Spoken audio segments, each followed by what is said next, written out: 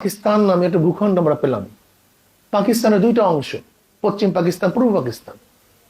দুই মেরুতে অবস্থানকৃত দুই জায়গার পার্থক্য হল 1700 কিলোমিটার। এই 1700 কিলোমিটার আলাদা অবস্থান সত্ত্বেও একই নামে ভারত থেকে পৃথক হওয়ার কারণটা কি ছিল? আমার প্রশ্ন এখানে। ইতিহাস আমরা সবাই জানি, ভৌগোলিক অবস্থান, ঋতুর অবস্থান, ভাষার অবস্থান না। তাদের ভৌগোলিক অবস্থান আমাদের ভৌগোলিক অবস্থান সম্পূর্ণ ভিন্ন, তাদের ঋতু আমাদের ঋতু সম্পূর্ণ ভিন্ন, তাদের ভাষা আমাদের ভাষা সম্পূর্ণ ভিন্ন। কিন্তু এরপরেও ভারত থেকে, ইন্ডিয়ার থেকে, হিন্দুস্তান থেকে আলাদা নামে পাকিস্তান নামে একটা ভূখণ্ড আলাদা হওয়ার কারণ কি ছিল? দ্বিতীয় কোনো কারণ নেই, শুধু একটাই কারণ, ওরা সংখ্যাগরিষ্ঠ মুসলমান, আমরা সংখ্যাগরিষ্ঠ মুসলমান। এটা মুসলমানদের দেশ, এটা প্রথম বুঝতে হবে, এটা প্রথম মাথায় রাখতে হবে। এটা মুসলমানদের দেশ। আমরা এই দেশ স্বাধীন হয়েছি ভারত থেকে নয়, পাকিস্তান থেকে আলাদা হয়েছি। স্বাধীন ভারত থেকে হয়েছিলাম 47-এ, কিন্তু 71-এ আমরা পাকিস্তান থেকে আলাদা হয়েছি। বিসমিল্লাহির রহমানির রহিম। ওয়াতাসিমু বিহাবলিল্লাহি জামিআন ওয়া লা তাফাররাকু। আল্লাহুম্মা সাল্লি আলা মুহাম্মাদ ওয়া আলা আলি মুহাম্মাদ। আজকে আলোচ্য বিষয় হলো এই মুক্তিযুদ্ধের চেতনা, আজকের বাংলাদেশ। আসলে মুক্তিযুদ্ধের চেতনা কি ছিল এবং মুক্তিযুদ্ধ কি শুধু 71-ই না এর আগের থেকে শুরু হয়েছে? আমার ইতিহাস কি আজকের থেকে না আমার অনেক আগের থেকে? আমি কে, কোথা থেকে জন্মগ্রহণ করেছি, আমার দাদা কে, আমার বাবা কে, এগুলি কিন্তু ইতিহাসের অংশ। কিন্তু সবচেয়ে দুঃখের বিষয় হলো এই ইতিহাসকে বিকৃত করা হচ্ছে। আংশিক ইতিহাস আমরা জানি, পূর্ণ ইতিহাস আমরা অনেকেই জানি না। এই না জানার কারণেই সমস্যা। বাংলাদেশ পাক ভারত উপমহাদেশের একটা অংশ। এই দেশের দীর্ঘদিন পর্যন্ত শাসক ছিল মুসলমান। 800-850 বছর পর্যন্ত এদেশের শাসক ছিল মুসলমান। কিছু মুনাফেক বেঈমানের কারণে ব্রিটিশ এদেশ শাসন করে না, শোষণ করেছে, নির্যাতিত হয়েছিল মুসলমান। আপনারা জানেন মুসলমান কি পরিমাণে নির্যাতিত হয়েছিল, কম বেশি আমরা সবাই জানি। মুসলমানরা আওয়াজ তুলছে ব্রিটিশদের বিরুদ্ধে আন্দোলন করতে হবে। 1803 সালে যখন দিল্লি জয় করে বাদশাহ জাফরের থেকে, তৎকালীন সময় শাহ ওলিউল্লাহ মুহাদ্দিস দেহলভী রহমতুল্লাহ আলাইহির বড় সন্তান শাহ আব্দুল আজিজ সাহেব রহমতুল্লাহ ঘোষণা দিয়েছিলেন, আজকে থেকে পাক ভারত উপমহাদেশ দারুল ইসলাম নয় দারুল হরব। ব্রিটিশদের বিরুদ্ধে আন্দোলন করা প্রত্যেকটা মানুষের জন্য ফরজ। সেই দিনই ব্রিটিশের বিরুদ্ধে আন্দোলনের সূচনা হয়েছিল। এরপরে জানেন 1857 সালের ঘটনা, আজাদি আন্দোলন, সিপাহী বিপ্লবে মুসলমানরা কি পরিমাণে রক্ত দিয়েছিল। হাজার হাজার লক্ষ লক্ষ মুসলমান জীবন দিয়েছে, শহীদ হয়েছে, তারা হিজরত করতে বাধ্য হয়েছে। এরপরে পরবর্তীতে অনেকেই সংযুক্ত হয়েছে, কিন্তু আওয়াজ তুলছে প্রথম মুসলমান। এটা আপনাকে প্রথম বুঝতে হবে। ব্রিটিশ হটাও আন্দোলনের প্রথম বয়ান, প্রথম আওয়াজ কে তুলছে আমরা অনেকেই জানি না। সেই আন্দোলনের প্রেক্ষিতে ব্রিটিশ এদেশ থেকে হটতে বাধ্য হয়েছিল। কিন্তু আমরা কি দেখলাম? আমাদের সাথে বৈষম্য, অধিকার পাচ্ছি না, আমাদের ধর্মীয় সম্প্রীতি রক্ষা হচ্ছে না। তখন এদেশের মুসলমানরা কি করলেন? এই শেখ সাহেব নিজেও কিন্তু বলেছেন মুসলমানদের জন্য আলাদা পাকিস্তানের বাহিরে আর কোনো পথ নাই। তিনিই বলেছেন। তিনি সরওয়ার্দী সাহেবের শাগরেদ ছিলেন। সরওয়ার্দী সাহেবকে যখন তিনি গোপালগঞ্জে নিয়ে এসছেন, তখন সরওয়ার্দী সাহেব শেখ সাহেবকে দেখে পছন্দ করছে। তার মাধ্যমে মুসলিম লীগের ছাত্র সংগঠন তিনি সৃষ্টি করেছেন এই গোপালগঞ্জে। এটা ইতিহাস সবাই, তার নিজের লিখিত অসমাপ্ত আত্মজীবনীর মধ্যে নিজেই লিখেছেন এগুলি সম্পূর্ণ।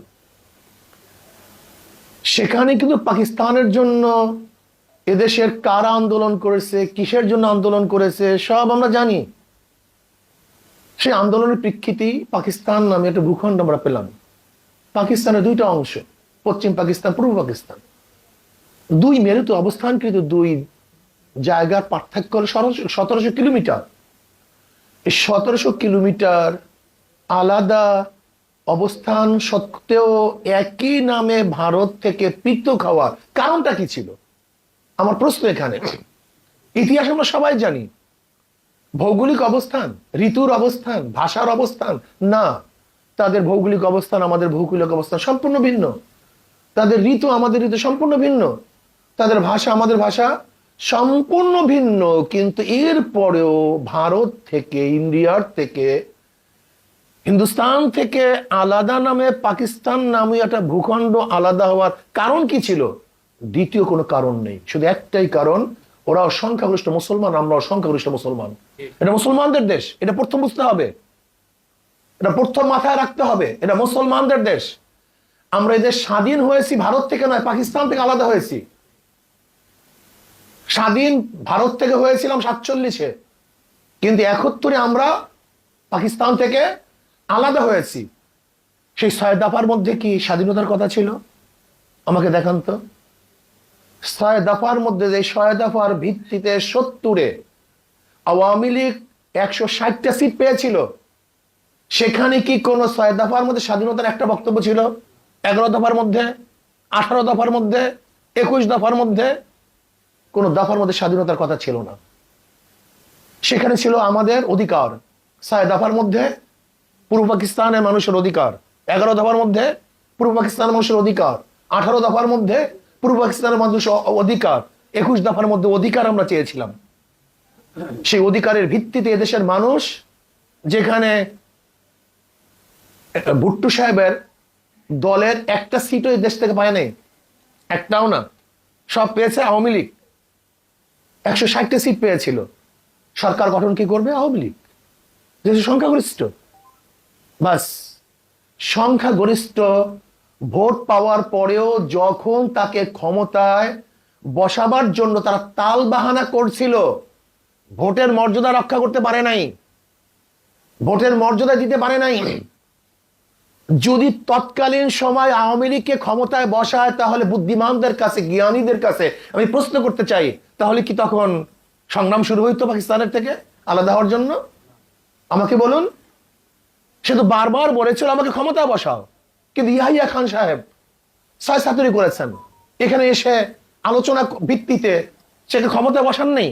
এরপরে দেশের মানুষ যার যা কিছু ছিল তা নিয়ে ঝাঁপিয়ে পড়ছে। কিসের কারণে?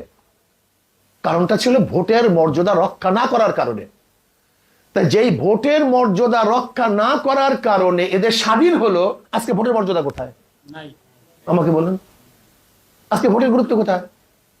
যেই ভোটের মর্যাদা না দেওয়ার কারণে আমরা অস্ত্র ধারণ করেছি ভোটের অধিকার প্রয়োগ করার জন্য, ভোট দেওয়ার জন্য, আমার বাক শক্তিকে পাওয়ার জন্য, আমার চাকরি পাওয়ার জন্য। আমরা কি স্লোগান দিয়েছিলাম তৎকালীন সময়? যে চাল উৎপাদন করি আমরা, নিয়ে যায় পাকিস্তান। বড় চাকরি তাদের, ছোট চাকরি আমাদের। তারা ভালো খায়, আমরা খারাপ খাই। কাগজের মিল আমাদের, তারা কম দামে বিক্রি করে আর আমরা বেশি দামে বিক্রি করি। চাউল উৎপাদন করি আমরা, তারা কম দামে খায়, আমরা বেশি দামে খাই। এইগুলি তো স্লোগান ছিল। কিন্তু আজকে কি দেখতেছি? চাকরি কাদের? আওয়ামী লীগের। জনগণের চাকরি নেই। আজকে পদোন্নতি কাদের? আওয়ামী লীগের। জনগণের পদোন্নতি নেই। আজকে ভালো খায় কারা? আওয়ামী লীগ। সাধারণ মানুষ খেতে পারে না।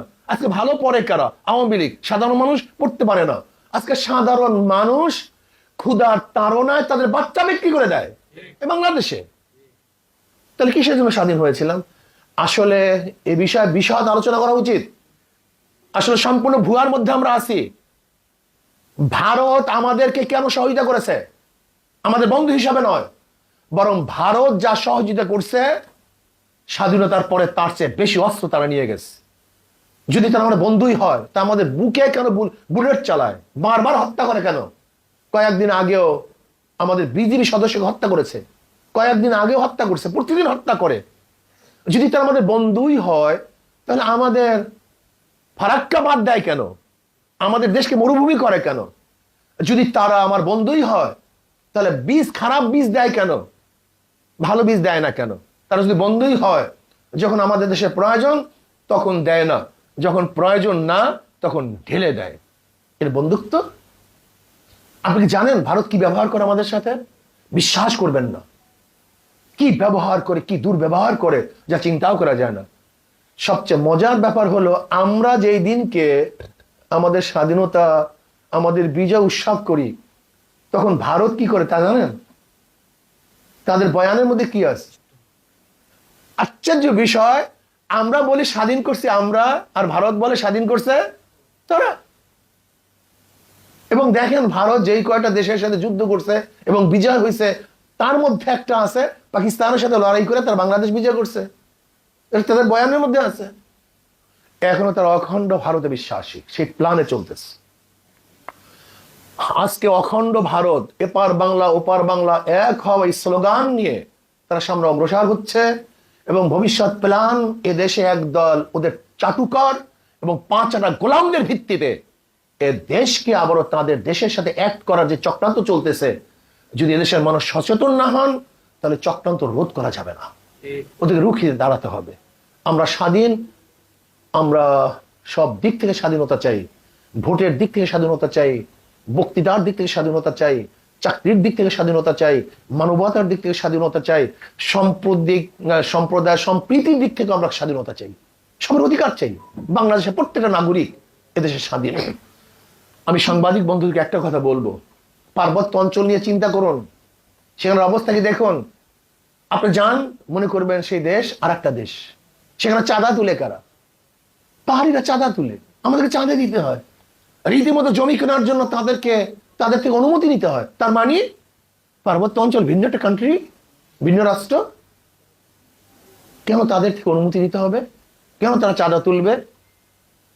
আসুন, আমরা সম্মিলিতভাবে কেন স্বাধীন হয়েছিলাম, কি উদ্দেশ্যে স্বাধীন হয়েছিলাম, সেই স্বাধীনতা আমরা পেয়েছি কি পেয়েছি না, এই ব্যাপারে বিশদ আলোচনা হওয়া দরকার। ইসলামের খেলাফের জন্য এদের স্বাধীন হয় নাই, এটা ভুল একটা মেসেজ। বরং শেখ সাহেবের পোস্টারের মধ্যে স্পষ্ট লেখা আছে নারায়ে তাকবীর আল্লাহু আকবার। আপনি দেখেন আওয়ামী লীগের পোস্টারগুলি, নারায়ে তাকবীর আল্লাহু আকবার। তিনি আউযুবিল্লাহ বিসমিল্লাহ নাহমাদু বলে শুরু করতেন, ইনশাআল্লাহ বলে শেষ করতেন। 70-এর নির্বাচনের আওয়ামী লীগ ইশতেহার ছিল, শরিয়াত বিরোধী কোনো আইন সংসদে পাস হবে না, এটা 70-এর নির্বাচনে তাদের ইশতেহার ছিল। তিনি মদ বন্ধ করে দিয়েছেন, আজকে আওয়ামী লীগ মদকে চালু করেছেন। তিনি প্রস্কোয়াটার বন্ধ করেছেন, আজকে আওয়ামী লীগ সে প্রস্কোয়াটাকে চালু করেছেন। তিনি সুদ ঘুষকে বন্ধ করেছেন, কিন্তু আওয়ামী লীগ সেটা চালু করেছেন। তার মানে আজকে আওয়ামী লীগ শেখ সাহেবের আদর্শের উপরে নাই, সেখানে নাই তারা। আপনি দেখুন, কাজে আসুন আমরা সম্মিলিতভাবে দেশটাকে রক্ষা করি, এই মানবতাকে রক্ষা করি, সাম্প্রদায়িক সম্প্রীতি রক্ষা করে আমরা সবাই মিলেমিশে এই দেশটাকে গড়ার চেষ্টা করি। যদি আপনাকে আমি শত্রু বানাই, আপনি আমাকে শত্রু বানান, আজকে 10 লক্ষ বা 15 লক্ষ কোটি টাকা চুরি হয়ে গেছে। আজকে ব্যাংক থেকে টাকা চুরি হয়ে যায়, 4000 কোটি টাকা চুরি হয়ে গেছে। আজকে 8টা ব্যাংক দেউলিয়া হয়ে গেছে, সমস্ত ব্যাংকগুলি খালি হয়ে যাইতেছে, কয়েকটা পরিবারের কাছে সমস্ত টাকা জমা হয়ে গেছে। এগুলির দিকে আমরা খেয়াল না করে শুধু কে রাজাকার, কে আলবদর, কে অমুক, কে তমুক, ব্যাস। আজকে আমাদের দেশে উন্নতি কি চলতেছে? কাজে এই ব্যাপারকে আমাদের লক্ষ্য রাখা উচিত। আসুন, যে স্বাধীনতা কেন হয়েছিল, কেন মুক্তিযুদ্ধ করেছিলাম, আমরা পেয়েছি কি পেয়েছি না, সে আমাদের মুক্তিযুদ্ধের উদ্দেশ্য, সেটা বাস্তবে আল্লাহ পাক আমাদেরকে আবারও ভোটের অধিকার, নাগরিক অধিকার, মর্যাদা সবকিছু রক্ষা করার তৌফিক আল্লাহ পাক আমাকেও দান করেন, আমাদের সবাইকে দান করেন। আপনাদের সবাইকে ধন্যবাদ আপনাদের আসার জন্য। আল্লাহুম্মা আমিন। রব্বানা যালামনা